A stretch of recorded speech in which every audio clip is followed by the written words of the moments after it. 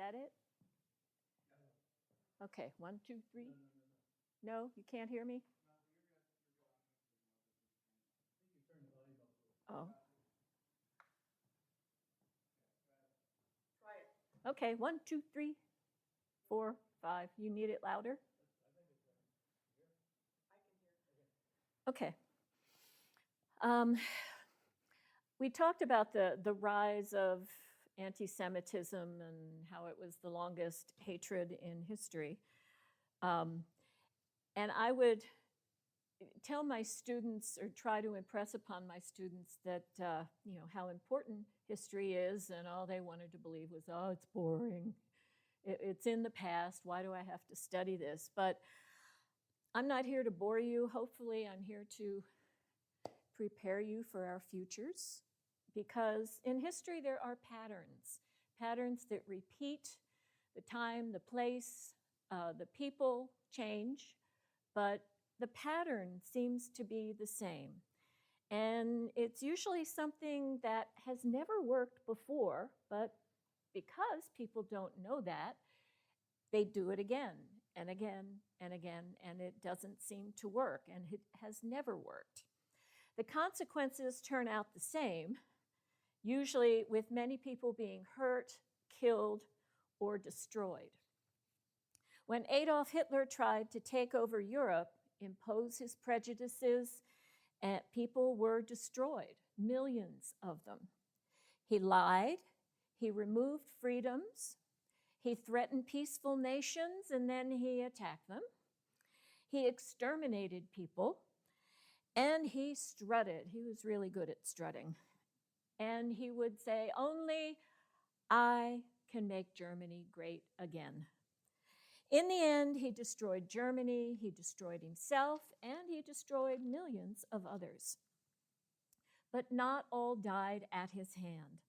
3.5 million Jews survived the Holocaust. Jews who survived the Holocaust carried the baggage of very brutal memories, especially if their lives had been in direct danger or if they had lost family and friends. Despite this, many survivors built new lives for themselves and created families and careers. Some Holocaust survivors have contributed greatly to our society at large and have lived full post-Holocaust lives.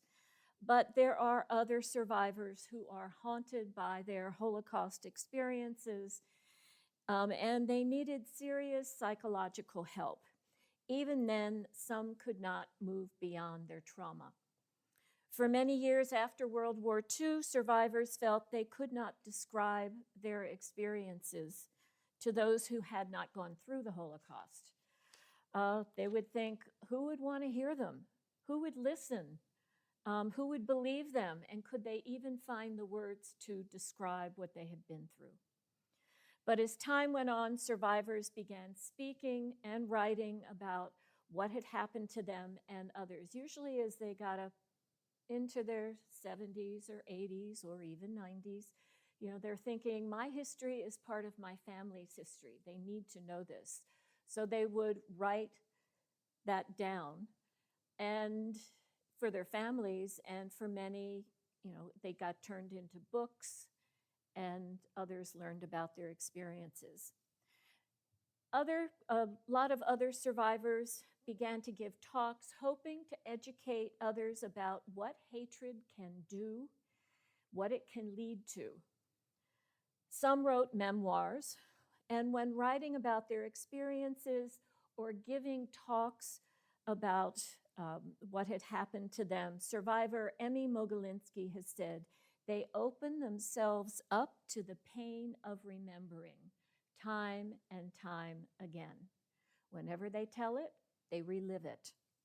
But they do it, one, because they feel we need to speak for those who cannot speak, who could not speak, who were murdered.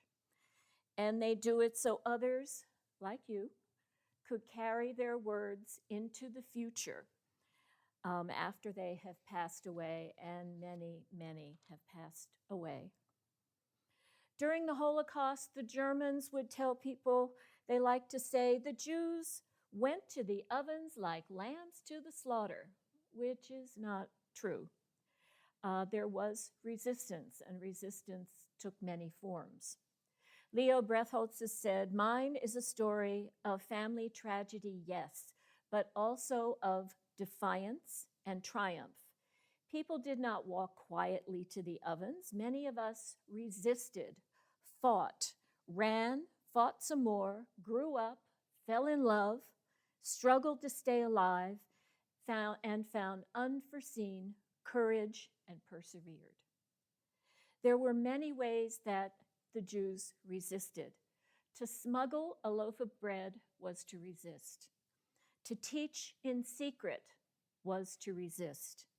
To gather information and distribute an underground newspaper, or to cry out a warning and shatter others' illusions, was to resist.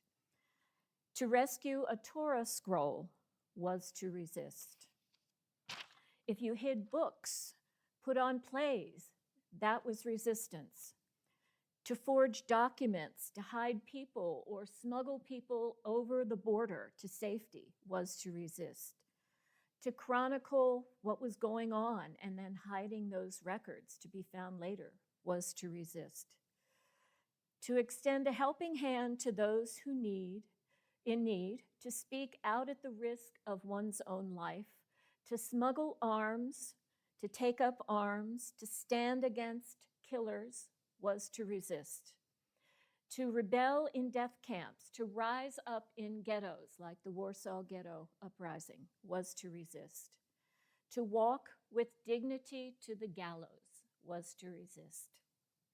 In any way they could, Jews fought back. Now, it was different for some. It was easier if you were single, on your own, and you could take chances. You made the decisions. But if you were a parent and you had children to protect, that might alter what you fought, how you fought back. Many did survive, and those who did survive showed great courage, fortitude, and they had a whole lot of good luck. They wanted to live, and I would like to tell you about some who did survive. Oop. Now, you might not usually connect Curious George with survivors, but here we go. There is the curious history of Curious George. Many children grew up reading about the adventures of Curious George, and perhaps some of you have read it for yourselves, or you read it to children or grandchildren. But you probably don't know about George's incomparable journey to be published. Curious George's creators were Hans Reyerbach and Margaret Waldstein, later known as Mr. and Mrs. Hans Rey. They both grew up in Hamburg. Let me get their picture up. They both grew up in Hamburg, Germany, to Jewish families. And their families were acquainted with one another, but not very close. Even though Hans and Margaret didn't know each other well growing up, they both had similar interests. Hans and Margaret had an interest in art, in travel, but most especially in animals. Monkeys, lions, seals, polar bears, penguins, and all of these could be found at the Hagenbeck Zoo in Hamburg. During World War I, Hans was drafted into the German army, and he learned that he didn't like war. He didn't like being a soldier, and whenever he could, he drew funny pictures that the other soldiers enjoyed looking at. But then Germany lost the war. Hans returned to Hamburg, but times were hard. He tried to, draw pictures for a circus and earn a living that way, but it didn't pay very much. So then he tried to go to the university. But eventually he packed up his sketchbook, his paintbrushes, and his pipe and headed off for Brazil on a ship. He set up shop in the exotic city of Rio de Janeiro in 1924. He loved everything about it. He loved the sea, the plazas, the streets, the colors, and the heat. He even liked the heat, and he bought himself this big yellow hat with the big brim that later showed up in their books. On a trip down the Amazon, he saw monkeys and more monkeys, and they were all running free, all chattering as they jumped from tree to tree. None of them was in a zoo. He tried to capture all their antics in drawings. 9 years after Hans left Hamburg, Adolf Hitler came to power in Germany, and life began to change for the German Jews. Margaret Waldstein left Germany for London, where she took up a career as a photographer. Then in 1935, she wanted a change, and she too went to Rio de Janeiro to look for work and adventure, and found both when she ran into Hans. They began to work together, drawing and writing and taking in all the animals at the zoo. A little later in 1935, in August, they got married, and they lived together with their 2 monkeys. Hans was producing his posters for companies in Rio, but since Reyersbach was hard for the Brazilians to pronounce, he shortened his name to H.A. Ray. And both Margaret and Hans then applied for and received Brazilian citizenship. So they had their Brazilian passports. Months after marrying, Hans and Margaret decided to take a belated honeymoon, and they went to Paris.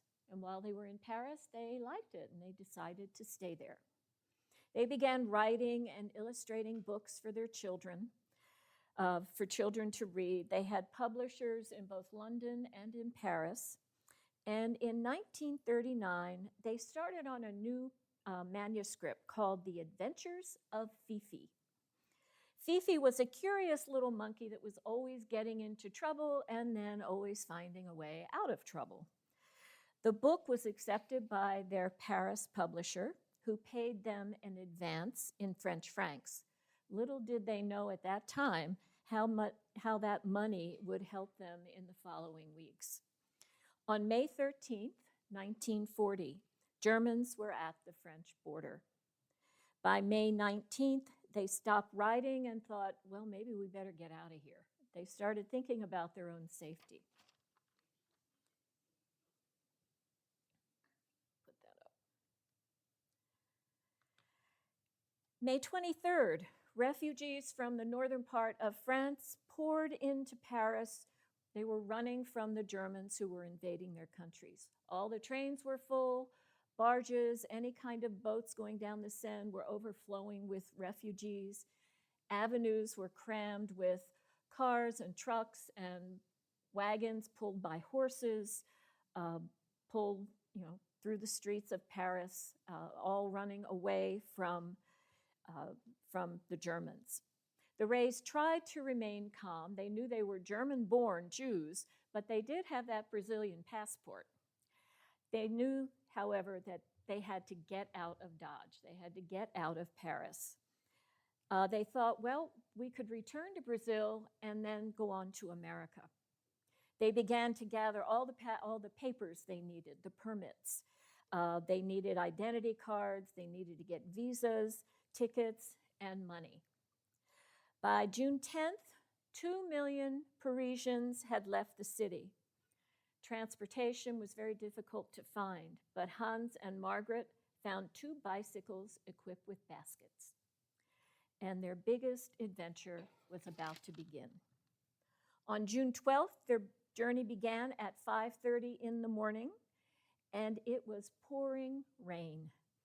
They carried a few clothes with them, including coats, some bread, cheese, meat, water, and an umbrella, Hans' pipe, that was important, and the manuscript of The Adventures of Fifi. They're stuffing them all in the baskets, trying to keep everything dry. Then they joined thousands of other refugees leaving Paris, dodging cars, buses, farm carts, and stragglers on foot. The farther they pedaled their bikes, the harder their bike seats felt. The first day, the rays pedaled 48 kilometers. The second day, 26 kilometers, and they slept rough. The third day, they pedaled 32 kilometers and reached the town of Orléans, where they caught a train for Bayonne. And with their pre-approved papers, they were allowed into Spain and then Portugal, arriving on June 23rd, 1940. They had left Paris in the nick of time. On June 14th, the Germans had goose-stepped their way down the Champs-Élysées. Hans and Margaret Ray made it into neutral Belgium, where they had to wait a month for a ship. They left for Rio on July the 21st, and their trip took 13 days. On October 14th, 1940, 4 months after they bicycled out of Paris, they entered New York Harbor. They spied the Statue of Liberty, that symbol of freedom and a gift of friendship from France. Like Fifi, the mischievous monkey, whose book of adventures they had carried in a bicycle basket, Margaret and Hans Ray had had a narrow escape from wartime Paris. They were on their way to making a new life on a new continent with new stories to tell. A year later, their first book was published in America, and it brought them enduring fame and affection. It brought it to Hans, Margaret, and a little monkey whose name was changed from Fifi to Curious George. They didn't want to. They had an American publisher, and so yes. The fact that so many Parisians were fleeing Paris and getting away tells me that they already knew what was going on in Germany in the extermination camps. Is that true? Otherwise, why would they be so fearful? Some did, and there were rumors, all kinds of rumors, and then you had those that wouldn't believe anything like that because Germany is such a civilized nation. But they knew Germans were coming into their country and they wanted to move. You know, they didn't want to be taken over. And when they came in, Germans weren't very nice to those they encountered. So that travels fast, that news. Okay, our next survivor, and we heard from Leo a little bit, on Tuesday. Leo Brettholz was 17 when Nazis took over Austria in March of 1938 in what was called the Anschluss. On March 16, 1938, Hitler himself, an Austrian by birth, and his troops marched through Vienna.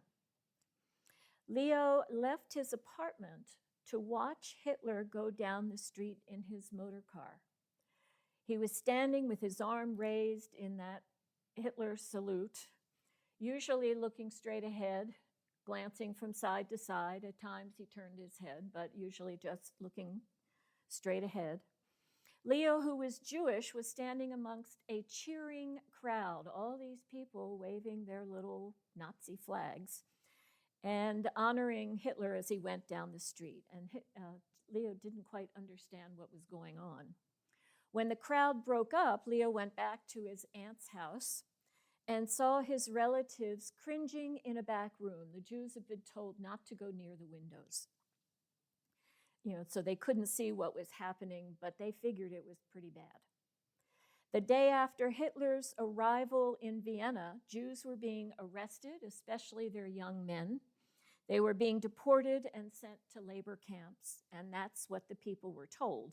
Most of the young men were never seen again, or sometimes, as I said on Tuesday, that parents would receive a box of ashes, supposedly of their son.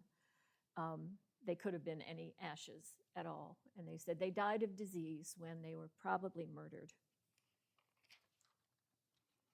Leo's mother was extremely worried about this, that they were gathering up young men, because that's what Leo was. And she was afraid it would happen to him. So she kept pressuring Leo to leave Vienna and Austria, but he didn't want to because he was the man of the house. His father had died in 1930, and he was left with a widowed mother and two much younger siblings, two young sisters.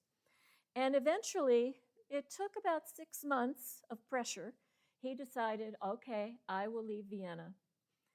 He left on the 25th of October, 1938, and that was the last time he saw his mother or his sisters. He didn't return to Austria until the 1990s. And so he didn't realize that at the time, obviously, but he couldn't go back. The next 7 years he spent on the run from the Nazis, getting arrested and escaping, getting arrested and escaping. He always looked for that way to escape. And his most audacious escape was from that cattle car on the way to Auschwitz that we learned about on Tuesday. He and another young man tried to go to Switzerland because they had heard it was a neutral country and kind to Jews, but it wasn't really. The Swiss had camps where they kept the Jews, and of course, you had the Germans keeping paintings and gold that they had extracted from prisoners' teeth and melted into gold bars. They were keeping them all in the banks, and just whatever else they stole. So it wasn't necessarily neutral. Actually, it is thought that Hitler made a deal with them saying, we'll leave you alone if you let us, put this in your banks or do this or that. So they left him alone for a while. Okay, when Leo and his friend crossed into Switzerland and they thought they were safe, Leo told me later, by the time he got to Switzerland, his feet were bloodied and his socks were stuck to his feet. They were trudging through the snow. But as soon as they crossed over, they were arrested by the Swiss police and sent back to France, going from one camp to another, finally ending up in Drancy transport camp north of Paris. While there, Leo got to know another prisoner, Manfred Silberwasser, and they were put in the same car that was headed to Auschwitz.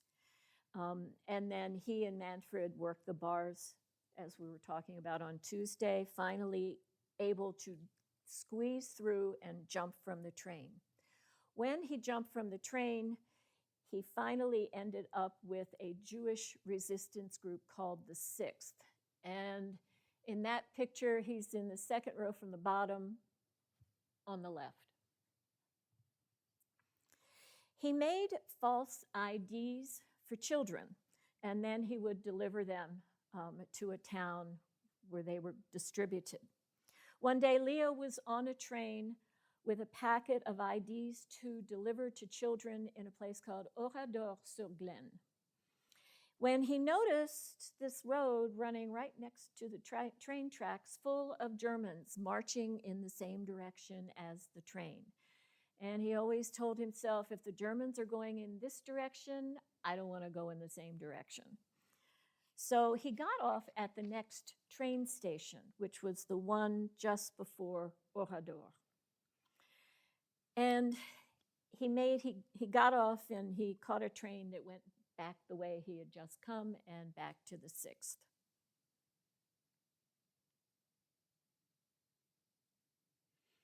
Okay. The station after the one where he got off, as I said, was Oradour. Everyone on that train, as they got off, was arrested. They were escorted to a church where they had placed most of the townspeople, surrounded the church with machine gunners, and set the church on fire. If anyone tried to escape, they were gunned down. Leo had escaped death once again. At the end of the war, he made his way to the United States in January of 1947 and lived with his aunt in Baltimore. He got a job. He got married to Florine Cohen. They had 3 children, Myron, Edie, and Denise, and he became an American citizen. But he did not know what had happened to his mother, Dora, and his 2 sisters, Dita and Edie, or Henny, excuse me. But he found out in 1962 when he received a notice from the Austrian government saying, name his mother's name, Dora, name his two sisters' name. They were taken from Vienna in 1942 and they never returned, which was kind of a cold, cryptic way of announcing their murders by the Germans. Leo found out later they had been taken to a transport camp in Izbica, which is near Lublin, and that's where they were shot. When he learned of their deaths, he felt the war had ended for him, but he felt an obligation to tell people his story. Leo had lost 50 members of his family, and he needed to speak for them and speak for others whose lives were brutally torn away. His hope was that what happened during the Holocaust would not happen again. He believed education would keep this tragedy from happening again.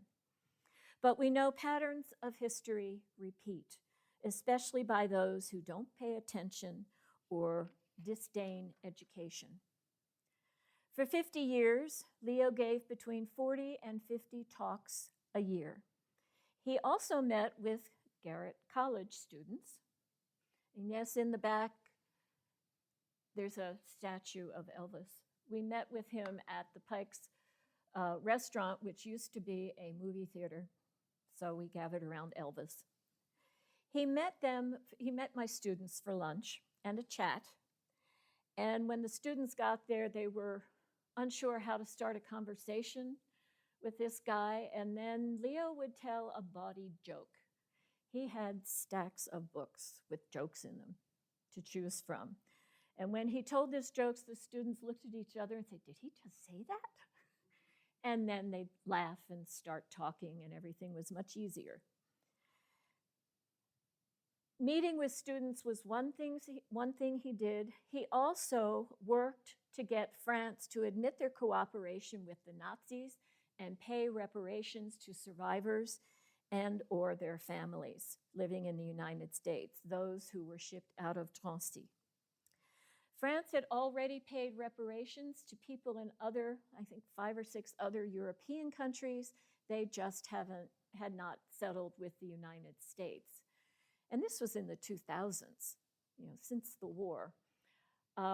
They were afraid people in the United States would sue France. So that was the holdup. Leo told me that even after D-Day, even after Paris had been liberated, the French National Railroad, the SNCF, sent a bill to Germany for services rendered. They could not have shipped out as many Jews as they did without the cooperation of the SNCF. And here they wanted their money. They got paid per person, per trip, per kilometer, and they wanted their money. Now they're saying, well, if we didn't do that, they'd find somebody else to do it, but they were complicit with the Germans. Leo worked tirelessly to get France to admit their cooperation. He even testified before Congress. He died on March 8th, 2014. He was scheduled to speak before Congress on the 10th, 2 days after he died. So another survivor came up from Florida and gave his speech. Then 9 months after Leo's death, an agreement was reached. And lawyers who were helping them said, we know he's smiling down from heaven on us.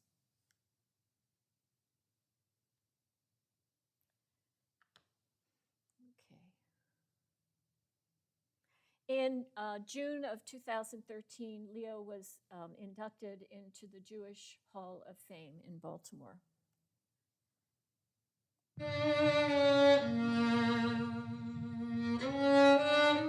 I have survived, and I tell the story, whatever it means, upsetting, emotionally upsetting, This is the price I have to pay for being alive. And I survived that. I'm now 92 and counting. Leo Brettholtz has a zest for life that's contagious. His easygoing demeanor is a sharp contrast to the horrific yet heroic story he tells about surviving the Holocaust. And overnight, our existence as Jews in Vienna turned into chaos. Leo lived with his widowed mother and his two young sisters when the Nazis invaded Austria. His mother had no choice but to send her only son away. The last words that my mother shouted at me when I stepped into that streetcar was, "Never forget who you are." And these words have guided me. After the Anschluss, Leo was smuggled into Luxembourg with false identification papers, but later arrested. A hernia attack landed him in the hospital where Leo feared he would be recognized as a Jew, but a Catholic nun, Sister Jeanne d'Arc, became his protector. The next morning she said, "As long as I am in this ward, you have nothing to fear." That act of kindness would buoy Leo during the next several years as he managed to escape again and again from the clutches of the Nazis. But in late 1942, 21-year-old Leo was sent to the Drancy transit camp, and like thousands of others, he was transported to Auschwitz.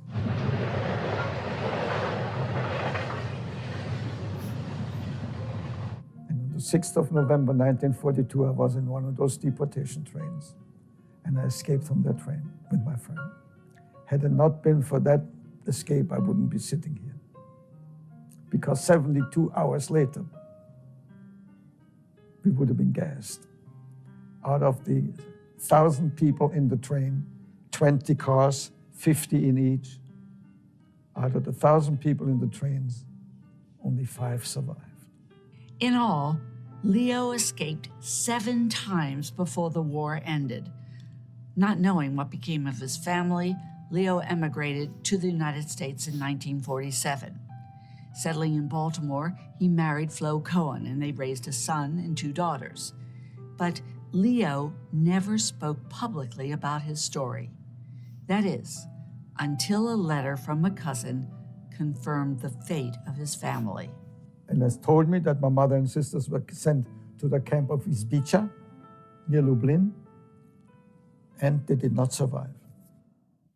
Flo said to me, "Now that you know what happened to your family, you have to start talking." This was in 1962, 15 years after I got here. I found out finally that my mother and sisters didn't survive. For the past 50 years, Leo Brettholtz speaks for those who were silenced. About 40 times a year, he shares his story with people of all ages and all faiths. My Jewish identity was strengthened by the events in Germany. He wanted to destroy us, but we have survived. We have overcome. With the encouragement of Baltimore Sun columnist Michael Olesker, they wrote the highly acclaimed book, Leap into Darkness, which has been translated into German, Dutch, and Russian. Leo's life story is also memorialized in documentaries and news stories. But Leo believes his greatest impact is when he speaks face-to-face with young people. Well, the final thing I want to say now that you have listened to me, each of you can make a little difference in the future. Each of you makes a little difference, but when you take it collectively, it becomes a big difference.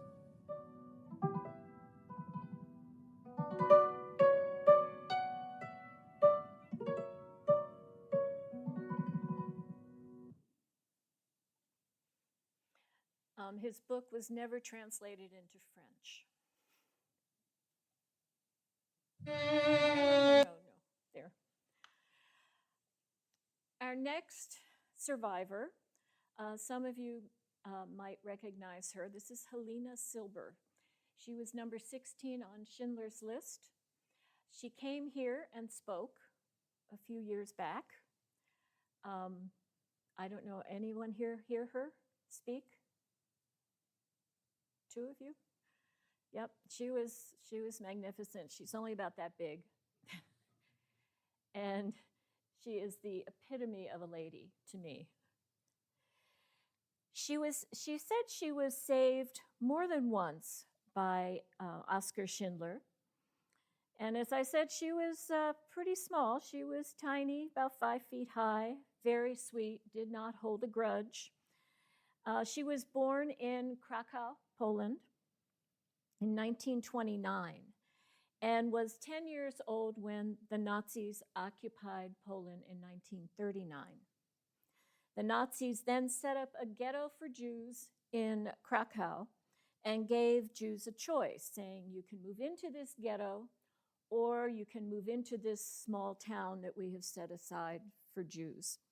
Well, her parents decided to go to that small town with their 7 children, and they moved there in 1941.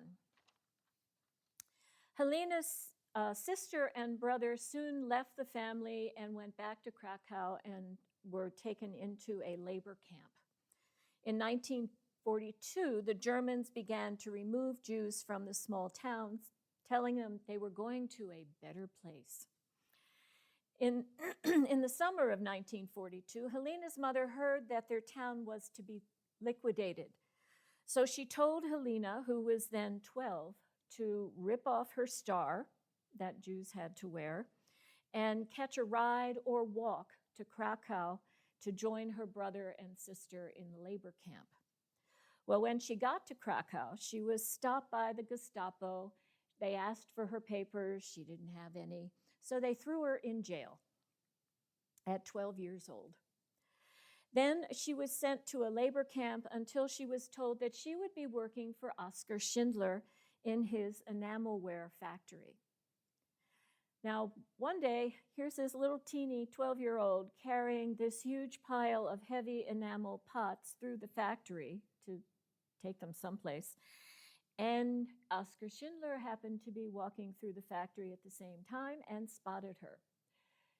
He walked up to her, and she said, "It's never good to be noticed by a Nazi." But when he got there, he said, "Wouldn't you rather work, clean my offices than carry all these heavy pots?" And she said, "Oh, yes. Can my friend come with me?" He said, "Sure." So for the rest of the time in Krakow, she and her friend cleaned his offices. She worked there until 1944.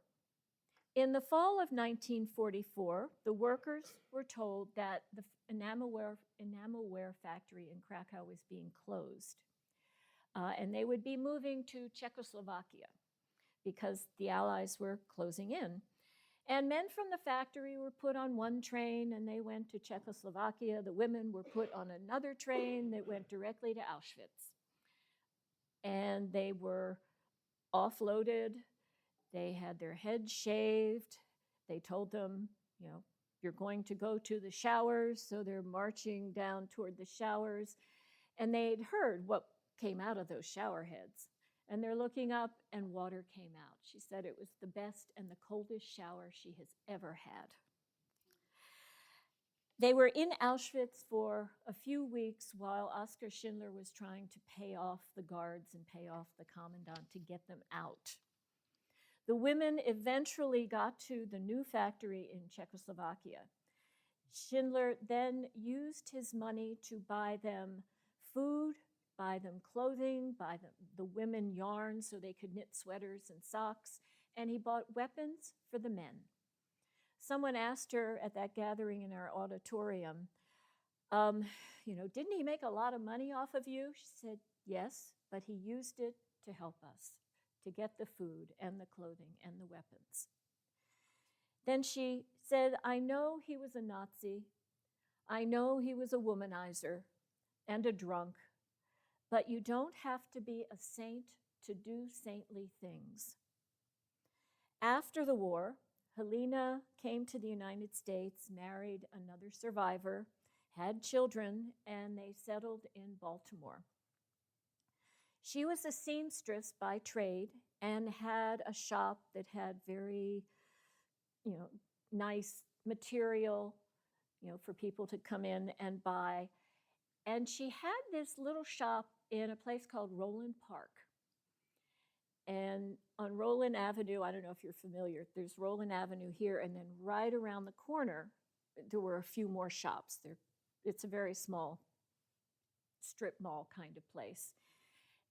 And I, I had a thought come back to me many years later that I went to her shop. My mother was she took a class and was going to make a suit.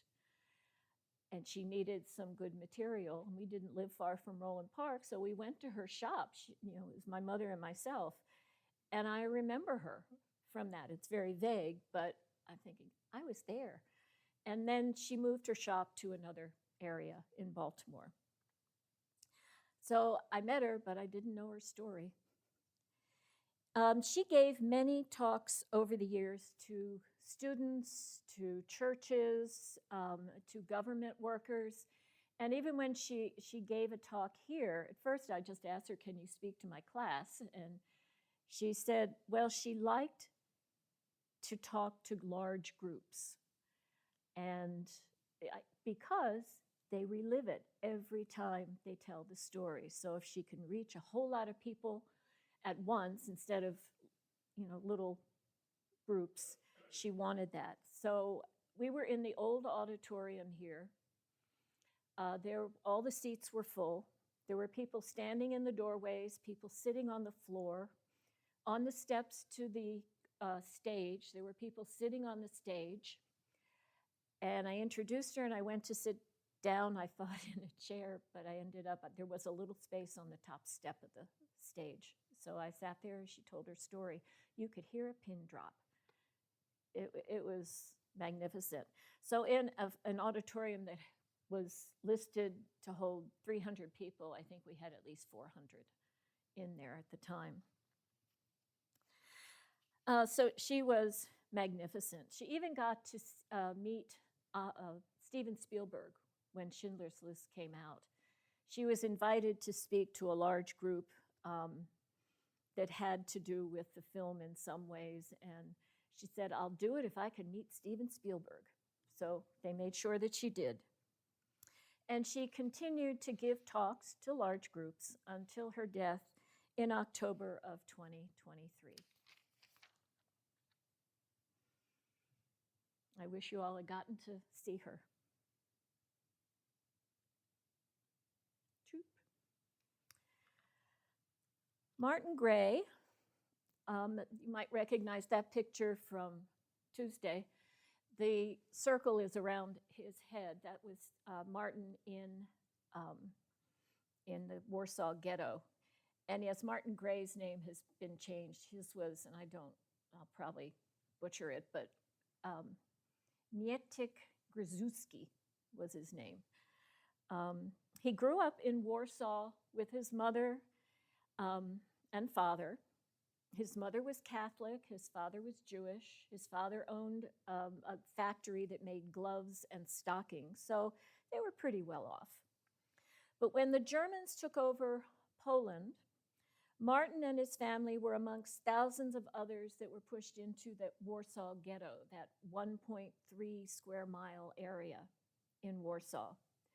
His father got out to go fight with the Polish army against the Nazis, leaving 17-year-old Martin to be the man of the family, and it was up to him then to make sure that his his two brothers were fed and his mother was fed, and he was to keep them as safe as he possibly could.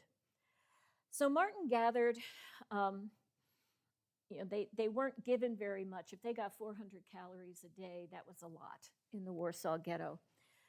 So food was scarce, and Martin thought, people tell me I don't look Jewish, whatever that means. And his mother was Catholic, so he put on a cross on a necklace, and he went around and collected money from people that had money. And he got on a streetcar and would go out in search of food for people. Now, the Warsaw Ghetto had some unusual things about it. Here, it's all walled off, but there's a trolley that runs right through the middle of it, from the Aryan side to the ghetto. There was also a church. You could go in one door, and some people joke you could go in one door as a Jew and go walk out the door as a Catholic. They've tried to guard these things, but it didn't always work. So Martin would gather money. He would go to the trolley as it came through and kind of finger his cross around his neck, and he'd pay off the guards, get on the trolley, go out of the ghetto, find food, buy food, bring it back, pay off the guards again, and go back in and distribute the food. He would do that several times a day. And he had people placed on different corners so he could just toss it to them. And he did this many, many times, and it helped keep his family alive. It helped keep others alive. The Warsaw Ghetto was, heavily guarded, but they found ways to help one another. One day, after he had come back to the ghetto, he noticed that his mother and two brothers were not in the apartment that they shared with others. They had been gathered up in a roundup they gathered up 1,000 Jews from the ghetto, and they would send them off to Treblinka on a train. So he saw that had happened to them, so he felt he should be with them. He went down to the plaza where they were all being gathered, joined them, and were pushed into the cars, and they set off for Treblinka. After the arrival at Treblinka, the selection process took place. He was separated from his mother and two younger brothers. They were sent off and were murdered. And he was made what they called a Sonderkommando. A Sonderkommando was one in the lower camp who was assigned to clear out the gas chambers, the showers, and hose it down. They would carry out the bodies, put them in a pit. Sometimes they would bury the people. More often than not, toward the end of the war, they would just set them on fire. After a while of doing this, he said, I can't do this anymore. He had to find a way to escape. So he found a belt, and when things were kind of quiet, a truck had driven in from the upper camp. He crawled under the truck, and he strapped himself to the undercarriage of the truck and held on with his hands and his feet, and then how he had strapped himself in the middle, waiting for the truck to turn around and go up to the upper camp. So he got up to the upper camp, and he went to a prisoner who was charged with assigning jobs. And his friend assigned him to gather up the clothing that people took off, bind it up, and put it on the trains. He did that, but he left a little opening for himself. And as he put the stuff on the train, then he got in his little hole, pulled clothes overhead, and he made sure that where he was hiding had a loose board. And as the train took off, he loosened it, and finally was able to break it and move it so that he could slither out of the train. He wanted to return to Warsaw, the Warsaw Ghetto, hoping to find his father. He joined a resistance group and didn't tell them he was Jewish because they weren't always happy about that. And he finally made his way back to the Warsaw Ghetto. And he found his father, and they were both there for the Warsaw Uprising of 1943. They thought it would only be a few days. It was over a month. They held out. When they were fighting, his father was standing next to him and was shot dead. So he witnessed his father being killed. After that, and when things were looking really bad, they were going to lose, which wasn't unexpected. He went down into the sewers and escaped through the sewers. he joined another resistance group, and then the Russians, as they were closing in on Berlin. He wanted to be in Berlin when the war ended. When they arrived in Berlin, the war did end, and Martin made his way to the American side because he wanted to get to New York. He had a grandmother in New York, so he made his way there, and they helped him leave Germany in January of 1947, and he made his way to New York with his, and met up with his grandmother. Martin had lost over 100 members of his family, all murdered by the Nazis.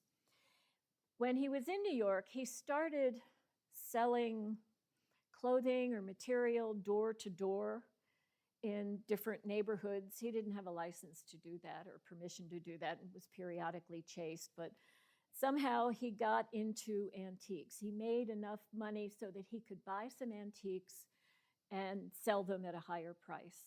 And a lot of people in Europe started selling off what they had because they wanted to start over. And he got some antiques at a very cheap price. So he got pretty good at getting what they were selling cheap and then selling them for more money. While he was in New York, he met and married a Dutch model. Her name was Dina.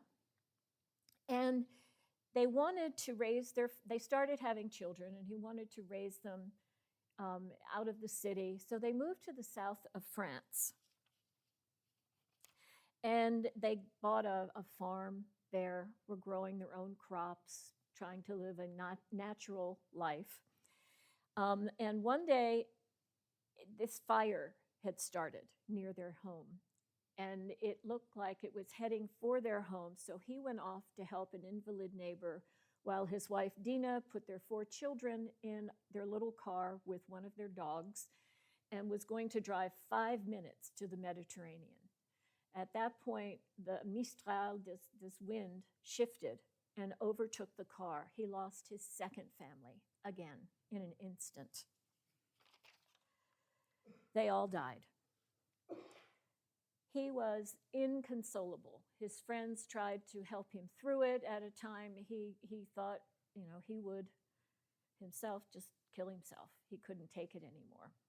But they saw him through it, and he decided to start a foundation to honor his wife. He called it the Dina Gray Foundation. And he would work to tell children about fire, and they could tell their parents, what to do, how to avoid it.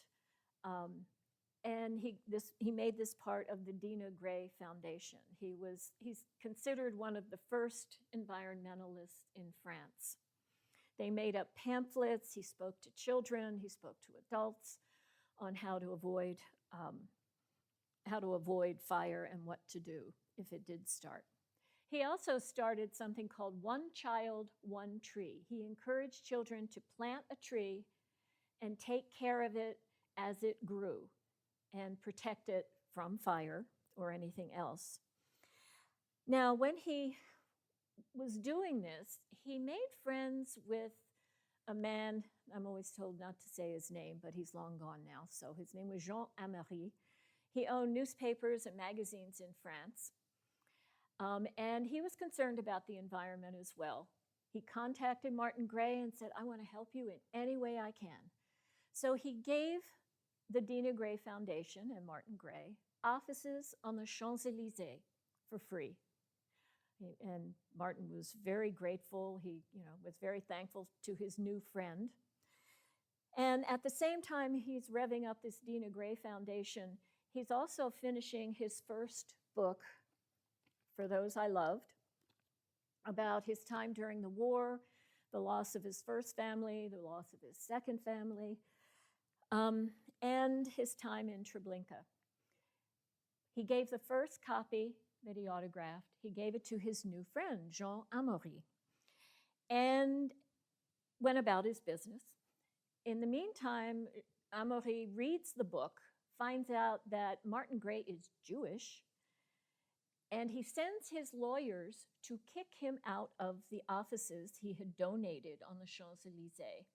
The lawyers went and they kicked them all out. Get all your stuff out of here right now. And, why? And the lawyer didn't know why.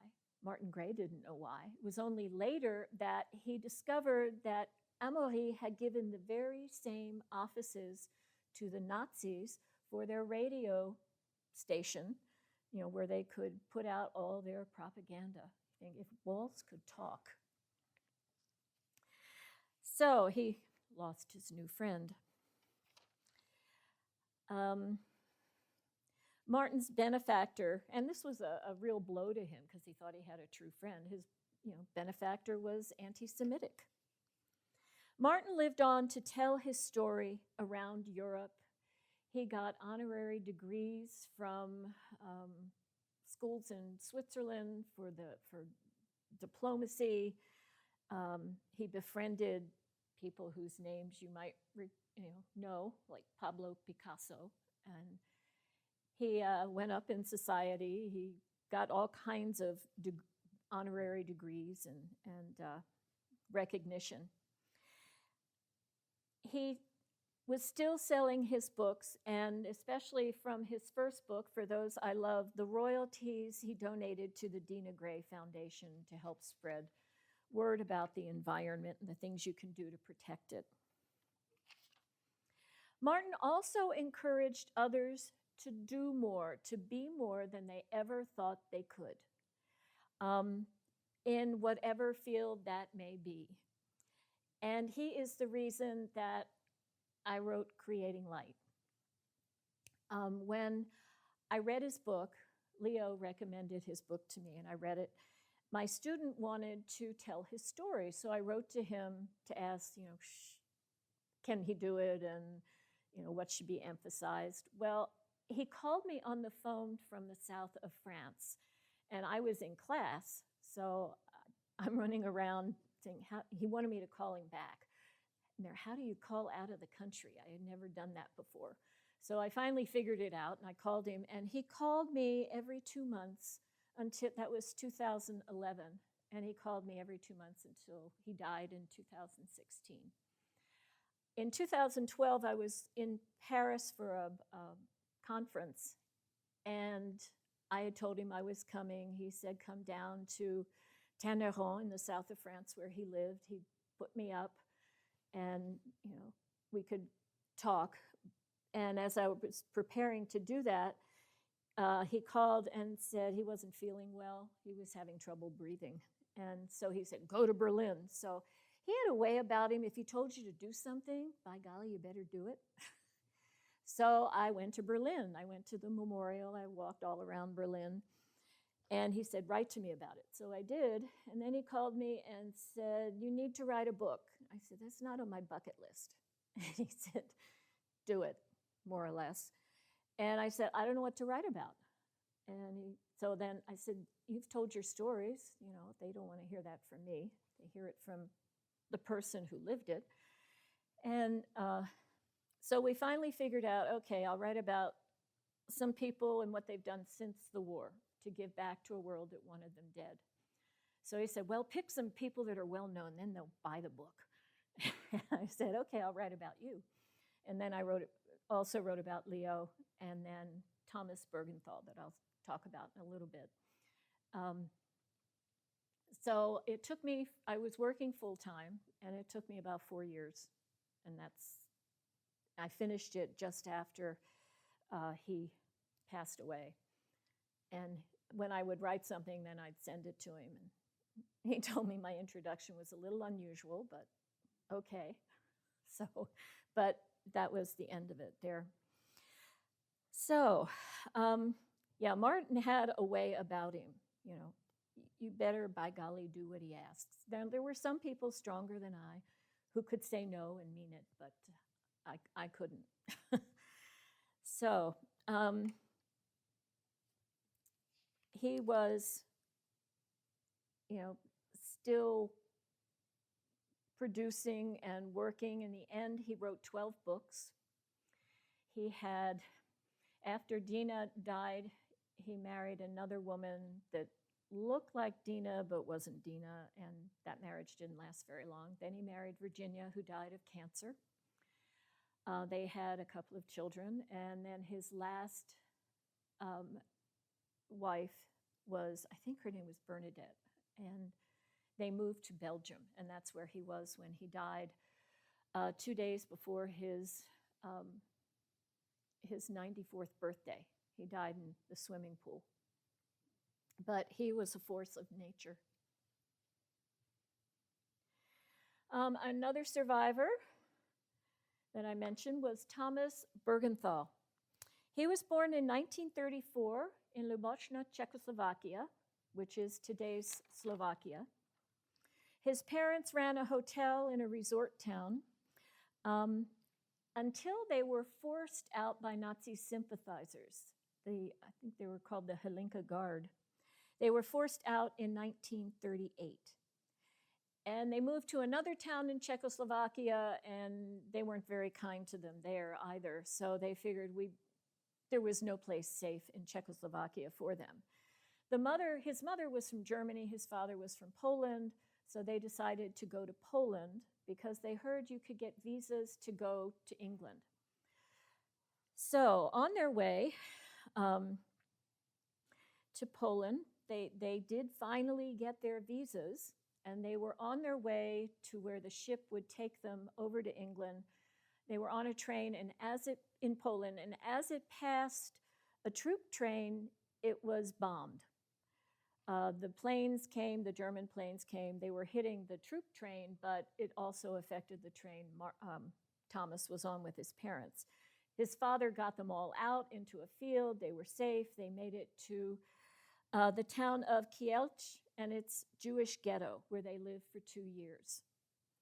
They were then moved to a labor camp, and later in August 1944, Thomas and his parents were transported to Auschwitz, where he was separated from his mother.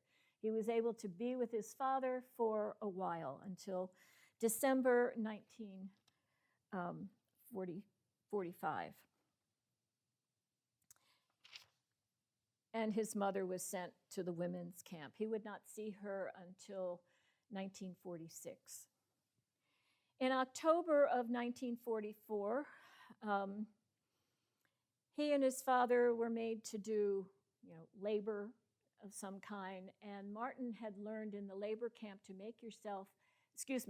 had learned to make himself as useful as possible. So he went right up to the commandant's office and said, "Do you need an errand boy?" And he became the errand boy, which helped to save him because they weren't very kind to children.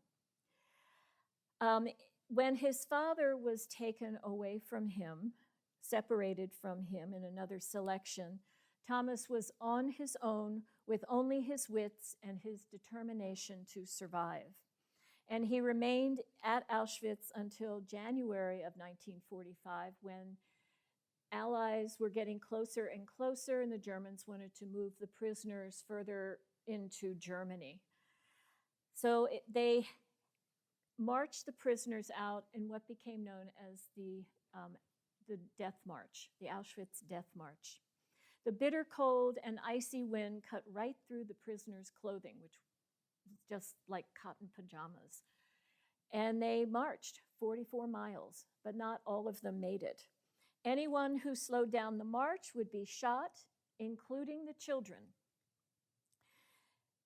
In the march, the children were up in the front, and that's where Thomas was, and then all the others were behind. If anyone slowed it down, they got shot, or just dragged out.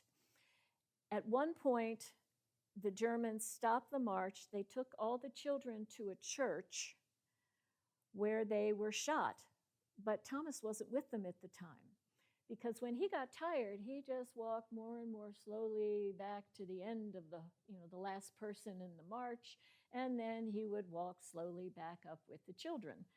When they took all the children to kill them, he wasn't with them. He was way back amongst the other prisoners. So they marched them to a train station 44 miles away from Auschwitz. He was placed in an open car. They it was January, so there was snow. They grabbed the snow and used it to wet their whistles. And when they went under bridges, people started throwing bread to them and throwing them food.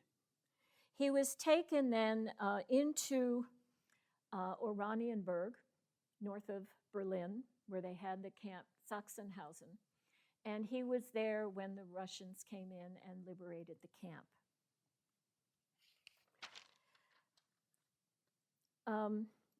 And he was there when the war ended. Some Polish troops that were coming through the area found him and took him on and gave him a little uniform. And you know, there was a man who was Jewish in the Polish army who said, "I can get you to this Jewish orphanage in Poland." So that's where he took Thomas. And that is where his mother found him in December of 1946. It was, when did I talk to him? I had an interview with him in 2016, and it was a day or two before that interview that he found out what had happened to his father. 4 days before the end of the war, he found out that his father had been separated from him, taken to Buchenwald, where he was killed 4 days before the end of the war. Thomas only had his mother then, and when they found each other, you know, he had no papers, so he had to be secreted through the different sections, the British sector and the French sector of Berlin, and then finally the American sector. And he got back to Göttingen, Germany, where his mother grew up. He was 10 years old and had never been to school. So his mother and her new husband, another survivor, got him a tutor, and he learned very fast. Then he went to school, and he just shone. You know, he was so bright. He joined a soccer team, even though while in a camp, 3 of his toes had been frostbitten, and he lost them. The German kids there knew that, you know, they've been told they're not athletic, you know, they're bad at this, they're bad at that, they're only good at hurting you. But he joined the soccer team and was the star of the soccer team. So he started changing minds. In 1951, Thomas wanted to come to the United States. He came to New Jersey to live with his aunt and uncle and finish high school. After high school, he went on to Bethany College on a full scholarship and then graduated from New York University Law School and Harvard Law School. Thomas became an American citizen in 1957, married, had 3 children, and he never returned to Germany to live. He stayed in close contact with his mother until her death in 1991. And at work, he was drawn to international law, discipline in the early 60s that really wasn't of any interest to a lot of American lawyers. He also had an interest in human rights, a relatively new discipline. Human rights was introduced to the newly formed UN by Eleanor Roosevelt, and that was of great interest to him. He said because of his experiences in concentration camps where he and others looked to the US and England to save them, there must be some international mechanism to guard human rights. So Thomas Bergenthal spent most of his life promoting and protecting human rights and became the leading authority in the field of human rights law. People said he wrote the book on human rights, and he wrote several. He served as Dean of the Washington College of Law of American University and was named the Lobinger Professor of Comparative Law and Jurisprudence at George Washington University Law School. He served on the Inter-American Court of Human Rights as the American judge. And actually, what they have said is that that court was created so that he could be a judge on it. He was also the American judge on the International Court of Justice in The Hague for 10 years. He was a member of the United Nations Human Rights Committee and the United Nations Truth Commission for El Salvador. He was sent there to investigate the murders and the, overthrow of the government, and he had some pretty brutal stories to tell. He had just remarried at this point, and he had a house near Washington, D.C. And in the middle of the night, his wife woke up and said, "Did you hear that?" And he said, "Hear what?"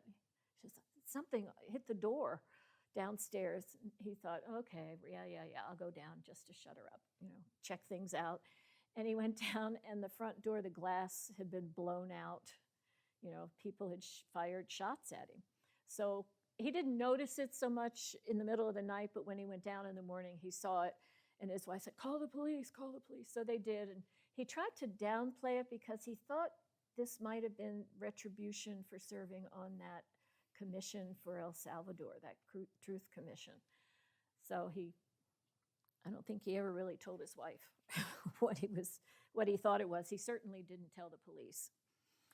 In 1978, President Jimmy Carter formed a commission on the Holocaust. It was to recommend a fitting memorial to honor those murdered during that slaughter.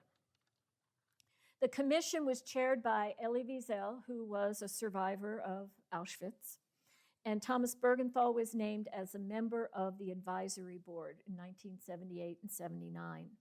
The commission recommended that the U.S. Holocaust Memorial Museum be built as a federal institution in Washington, where it stands today.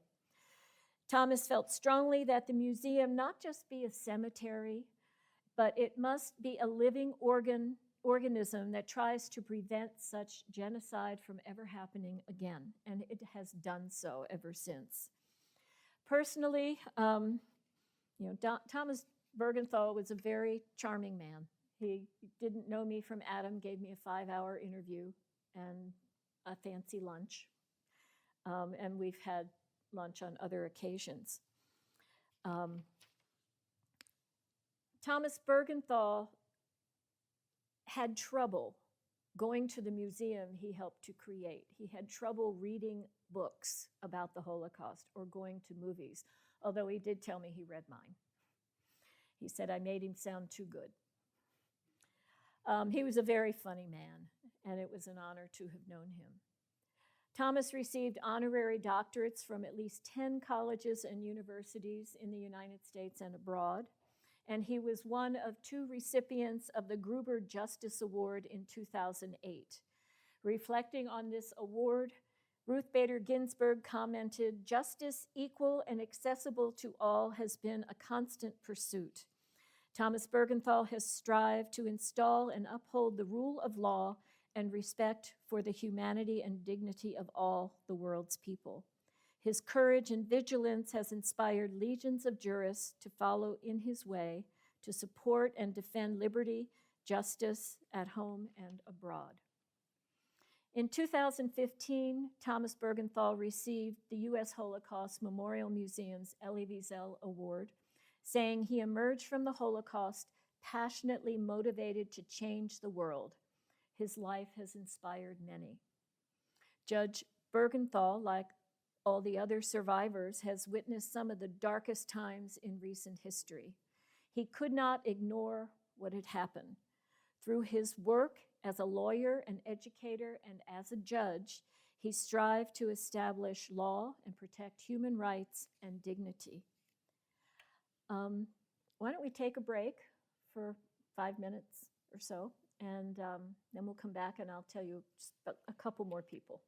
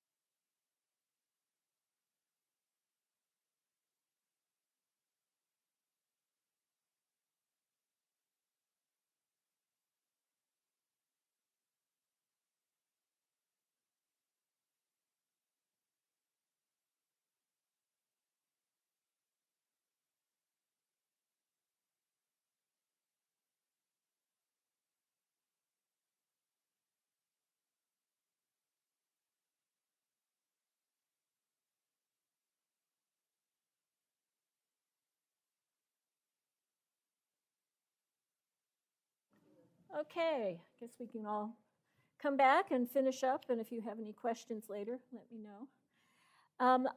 Recently, my husband, well, he swims over at the Cark, and this lady who swims in the lane next to him was telling him that her daughter-in-law um, had parents, well, grandparents who were in Germany in the 1930s.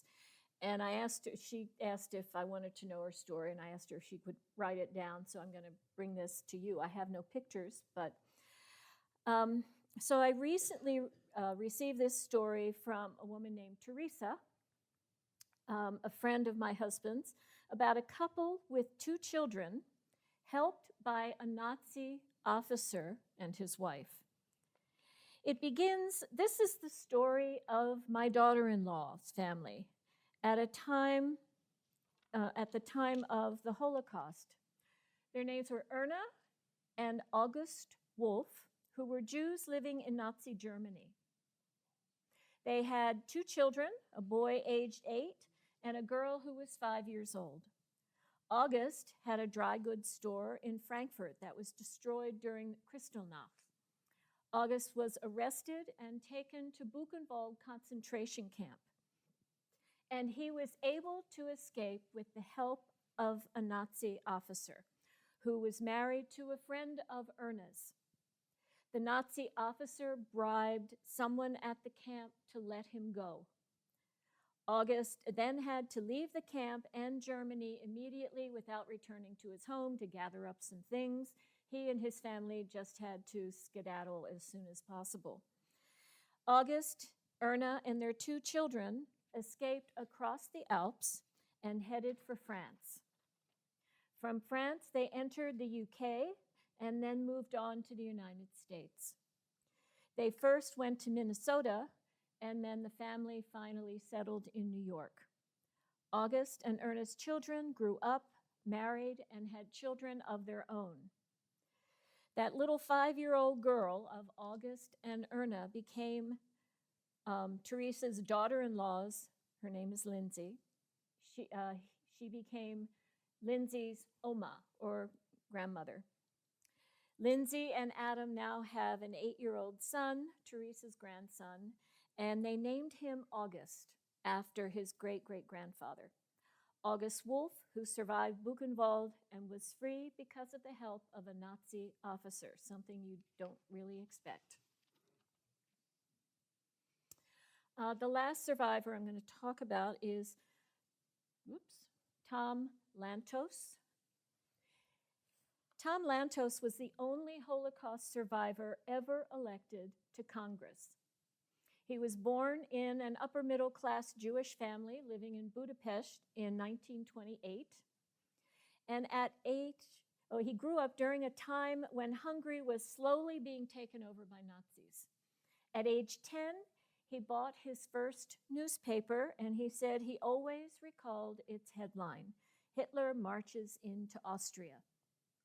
He said he knew that at that moment, even though it spoke about Austria, things would eventually impact the lives of those in Hungary. It would impact the Jews, his family, and himself. When he was 16, German troops invaded his homeland. The notorious Adolf Eichmann accompanied these troops with orders to exterminate the Jewish population of Hungary. By the end of that summer of 1944, most of the Jews outside of Budapest had been sent to Auschwitz. Tom Lantos and other Jewish young men were sent to work camps. His group was sent to maintain this bridge. It was a rather important bridge 40 miles north of Budapest. And he had some conflicting feelings. At first, he said, when he saw the planes come in, the Allied planes come in and bomb this bridge, he was so happy, but then he thought, now we have to rebuild it. So, and that happened a few times. One day, a bomber killed all the workforce except Tom Lantos. All his friends were killed. Lantos tried to escape, but was caught and beaten to a pulp. Feeling desperate with nothing left to lose, he figured, I'll try to escape again. When a guard wasn't paying attention, Lantos disappeared from the work camp. His blonde hair and his blue eyes fooled Nazis into thinking he was an Aryan. And he was terrified that they would find out if they ever told him to drop his pants, because Jews were circumcised. A lot of men at that time were not. He made his way back to Budapest and found refuge in an apartment rented by the Swedish diplomat Raoul Wallenberg. And he came under Swedish protection at that point. Wallenberg saved 100,000 Hungarian Jews with his secret refuges and by providing Swiss passports to them. He saved Tom Lantos' life. In 1945, the Russians liberated Budapest and Hungary, and they liberated the house where Tom Lantos had been hiding. Wallenberg was then arrested by the Russians, removed from Hungary, and he was never heard of again. There have been stories coming out, yes, he lived, no, he died in jail, but he was taken to the USSR at that point and never heard from again. And the Russians took control of Budapest. When Lantos was searching for his parents, he discovered that they had been killed. Alone and looking for those he once knew, he looked up his old girlfriend who had escaped to Switzerland. Her name was Annette Tillman. She traveled back to Hungary after the war to find Lantos. They met again and eventually married, and they were married from 1950 to 2008. Lantos renewed his studies after the war. He first tried to study medicine until they brought in the first corpse for him to look at. He said, it's not for me. Then he moved on to economics at the University of Budapest in 1946. In 1947, he was awarded a full scholarship to study in the United States. So he went to the University of Washington in Seattle. He said going from where he had been and what he had been through to the United States was totally unreal. And he said there was food everywhere, which made a big impact on him. He said, coming out of the Holocaust with its starvation, poverty, persecution, and the worst horrors of mankind, he was living in a fantasy world here.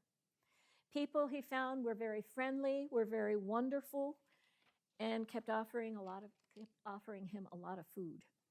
He felt right at home in a foreign land. He earned his degree in economics in 1949 and his master's in 1950 and a PhD in economics a little later. Enjoying his new life, a life without war, he wanted to jam everything into each day he possibly could. And he did several odd jobs until he got a full-time job as a professor of economics at San Francisco State University, where he taught for 30 years. He became a business consultant. He had his own TV program on public TV, and he became involved in national and state politics. In 1978, Tom Lantos worked as a foreign affairs advisor for Joe Biden. He loved it so much that he ran as a Democrat for Congress in a very heavily Republican area and won. This started his second career as a representative from California. He fought against injustice and government waste, fraud, and political favoritism. Lantos' passion for good government knew no bounds. He said, my life's experience taught me I had seen what a police state does to people. I had to try to make things better for people. I take government very seriously. I have a passion to make sure we prevent others from going through what I had to go through. Lantos and his wife, Annette, rarely spoke about their lives during the Holocaust. He said he didn't want to relive the nightmare. He wanted to move forward. He has said, I want to make the most of life. I like to work hard and make this a better country, to provide a just government for our people and make sure we have learned from the past, if only. After 27 years in Congress, Tom Lantos passed away in 2008 from esophageal cancer. Now, most of the survivors of the Holocaust just wanted to move forward, have fulfilling lives, and live for those who no longer could, all while battling their harsh memories. They wanted an education and they wanted a family. They also knew that they needed to tell their stories and to speak for those whose lives were brutally stripped away. To them, each story is a thread in the tapestry in the whole history of the Holocaust, and many threads are still missing. Today, we see hatred on the rise again around the world and in this country. Many are intent upon holding on to their precious prejudices that serve to raise themselves up while demeaning and putting others down, ruining lives in the process. They choose not to recognize that we are more alike than we are different.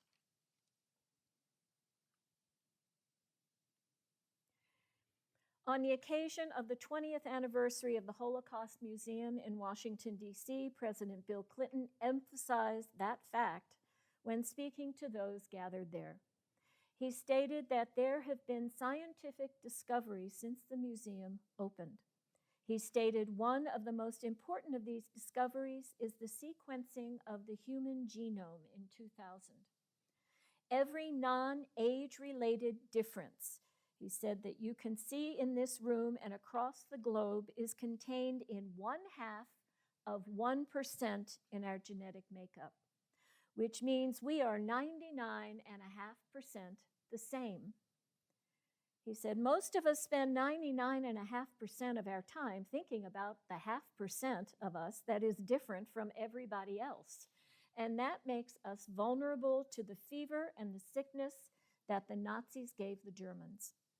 To think that all that matters is the difference, and anything you do to identify those who are the other is acceptable in the pursuit of power and money and influence.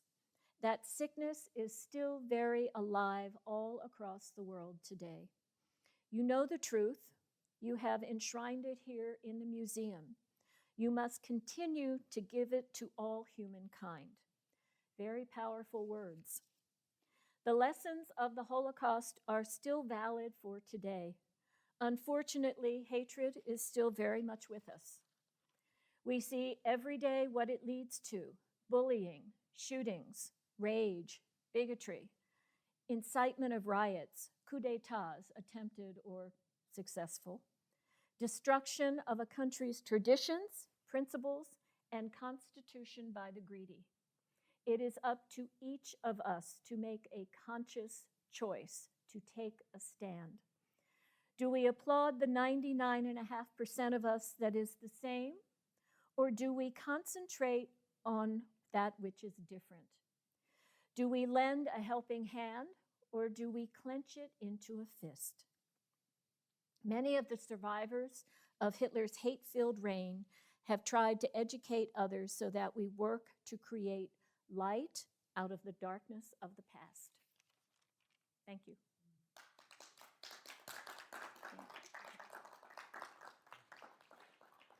Any questions or other stories to tell?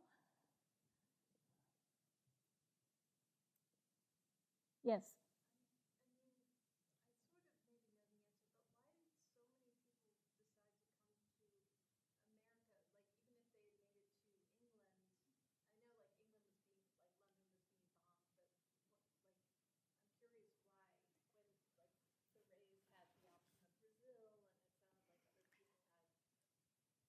Opportunity. At that time, the atmosphere was, as people discovered what had been done to the Jews, they were more open to letting them in. More welcoming. And certain cities were more welcoming. You had New York, you had Baltimore that accepted many. Sometimes you just have to be shaken up to see reality. And and then extend the hand. And there were Jewish communities in New York and Baltimore that helped them get settled, get jobs, just help them in their transition.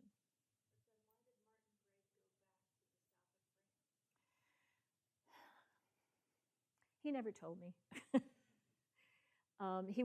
They did want to raise their children out of a city in some place that was calm. I don't know, maybe Dina suggested that. I don't know for sure. He wanted to live more naturally.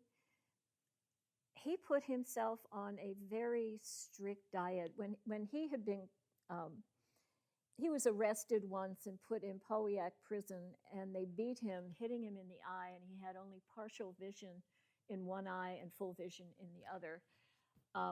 He wanted they were having trouble having children, and he thought, if I live a new, more natural life, and Dina does too, and they just eat what they grow in certain orders. If you're going to have fruit, have it first, and then eat everything else, because otherwise it's stopping up in your stomach and gases and all that stuff. Anyway, he just wanted a more natural life, and he kept coming to the United States, visiting and whatnot. But why the decision? Why to go to Tanner Hall? I don't know. Anybody else? What? What changed the mind of the United States from what to what? Oh, in the St. Louis? There was anti-Semitism in this country. I mean, kids were being bullied. Roosevelt was walking a fine line. He wanted to be reelected, like a lot of politicians, so he didn't want to turn off, some, but he wanted to open it up for others. They did allow in some children, maybe not from the St. Louis, but others, and they didn't fulfill their quotas. There were still anti-Semitic people in the government in different branches, and they could have bombed the factories where there was, or bombed closer to camps, and they didn't, for whatever reason. There were some lousy decisions, and looking back, hindsight is 20/20, but Roosevelt was walking a fine line.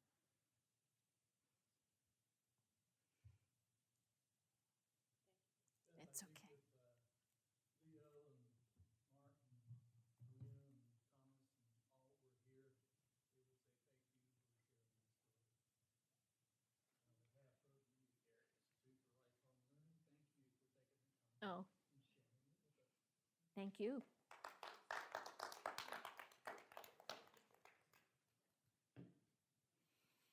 Go carry their words forward.